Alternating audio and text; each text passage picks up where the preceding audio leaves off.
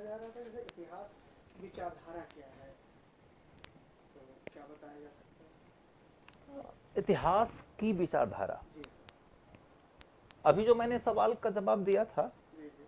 वही इतिहास की विचारधारा है। ठीक है। इतिहास की विचारधारा में सबसे पहला पॉइंट यही है कि history is a discipline of studies, not an independent subject. ठीक है। दूसरा पॉइंट है कि हिस्ट्री ये दावा करता है कि क्या था, तो ऐसे में आइडियल बात ये मानी जाती है कि हिस्टोरियन का पूर्वाग्रह नहीं होना चाहिए। मॉर्गन एक हिस्टोरियन है, वो कहते हैं कि हिस्टोरियंस का अपना देश नहीं होना चाहिए, उसका अपना धर्म नहीं होना चाहिए, उसकी अपनी जाति नहीं होनी चाहिए। लेकिन आप देखेंगे तो this is too much to ask. व्यक्ति का देश होता है, उसका धर्म होता है, उसकी जाति होती है, उसका परिवेश होता है, उसका स्कूल कॉलेज होता है, उसके दोस्त होते हैं। अतः व्यक्ति पूर्वाग्रह से मुक्त होकर सोच ही नहीं सकता। तो आइडियल है कि हिस्टोरियन शुड बी न्यूट्रल, और इस ख्याल से उसे ऑब्जेक्टिव हिस्ट्री लिखना चाहिए। पूरा मॉडर्निज्म इसी लाइन को मानता था, लेकिन फिर दूसरा एस्पेक्ट उभर कर आया कि history can not be objective, it is bound to be subjective, क्योंकि व्यक्ति रिलेटिव पोजीशन में खड़ा होकर चीजों को देख रहा होता है।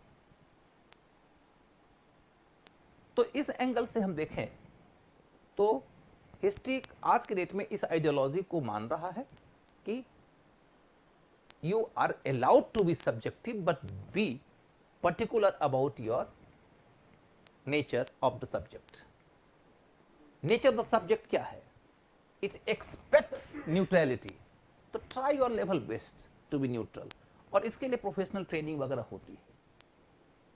यहां एक बड़ा मुद्दा यह है कि हिस्ट्री यदि ये दावा करता है कि मैं वो कह रहा हूं जो हुआ है, जबकि व्यक्ति अपने पूर्वाग्रह से ग्रस्त होकर उसे लिख रहा है, तो पाठक को क्या करना चाहिए?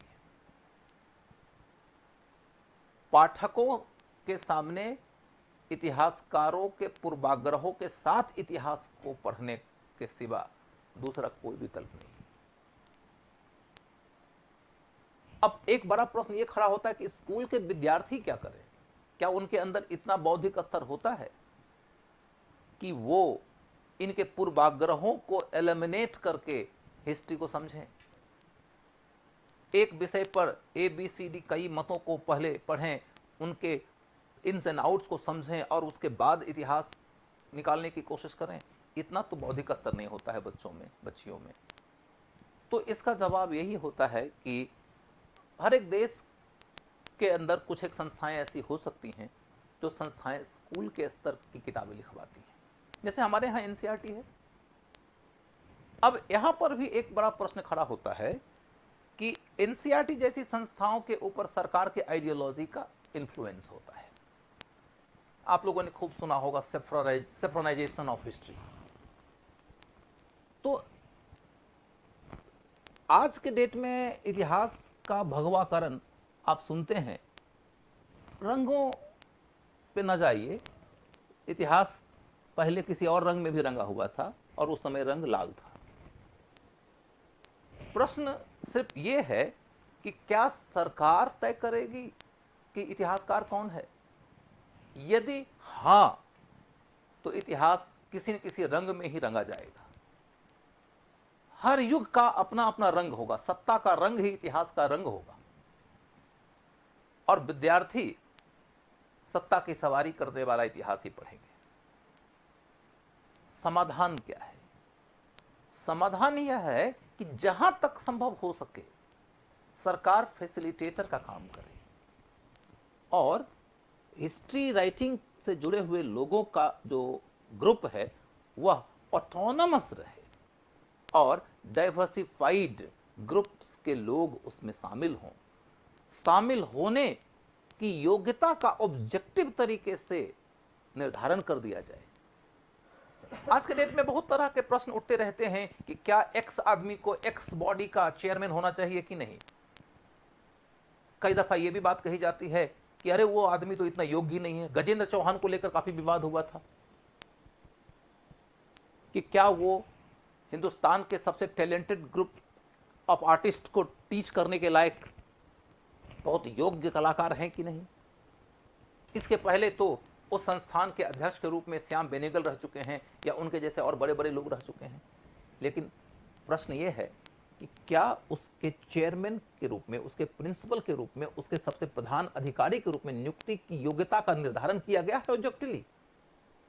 यदि ऑब्जेक्टिव तरीके से नियुक्ति की योग्यता तय कर दी जाती है तो उससे नीचे की योग्यता के लोग जा ही नहीं सकते।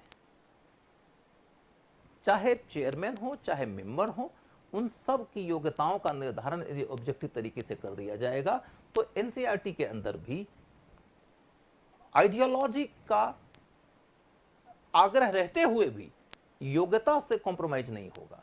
और नंबर 2, डिफरेंट आइडियोलॉजी के लोग यदि चले जाएंगे तो एक्सट्रीम्स के बीच के कॉन्फ्लिक्ट से कॉम्प्रोमाइज तय होगा और उसी कॉम्प्रोमाइज के कारण एक संतुलन आ जाएगा। Absolutely free from the prejudice history तो नहीं हो पाएगा, लेकिन absolutely tilted towards one direction भी नहीं रहेगा। एक मिडिल पाथ तो रहेगा और उस मिडिल पाथ से इतिहासकार यदि इतिहास लिखेंगे तो बच्चों को ज्यादा बेहतर इतिहास मिलेगा। यूनिवर्सिटी के स्तर पर जब जाकर देखें तो मैं समझता हूं कि विद्यार्थियों का दिमाग इतना परिपक्व हो जाता है कि वो आइडियोलॉजी आधारित इतिहास के इन्स एंड आउट्स को समझ सकते हैं। फिर तो उन्हें पढ़ना भी चाहिए, क्योंकि जब अलग अलग विचारों के लोग इतिहास लिख रहे होते हैं तो वो सिर्फ और सिर्फ अपना पूर्वाग्रह नहीं उसमें उड़ेल रहे होते हैं। पूर्वाग्रहों का अपना एक आइडियोलॉजिकल बेस भी होता है। समाज को, राजनीति को, अर्थव्यवस्था को, संस्कृति को देखने का एक नजरिया होता है और अलग अलग नजरिया के लोग समाज को बेहतर बनाने का एक विकल्प लेकर आते हैं। यदि अनेक विकल्प आ रहे हैं तो हम समझते हैं कि बागीचे में खुशबू और ज्यादा आए। तो डिफरेंट आइडियोलॉजीज को एक्सेप्ट करना चाहिए। आर्टिकल 19 का जो फंडामेंटल राइट है ना, फ्रीडम ऑफ एक्सप्रेशन, वह सिर्फ और सिर्फ आपको दिया गया अधिकार नहीं है निश्चित तौर पर है, लेकिन अधिकारों को एक्सेप्ट करने वाले के विजडम पर आप जाइए। वो ये जानते हैं कि जितने फूलों को खिलने देंगे बागीचा उतना ज्यादा सुगंधित होगा, समाज उतना ज्यादा लाभान्वित होगा।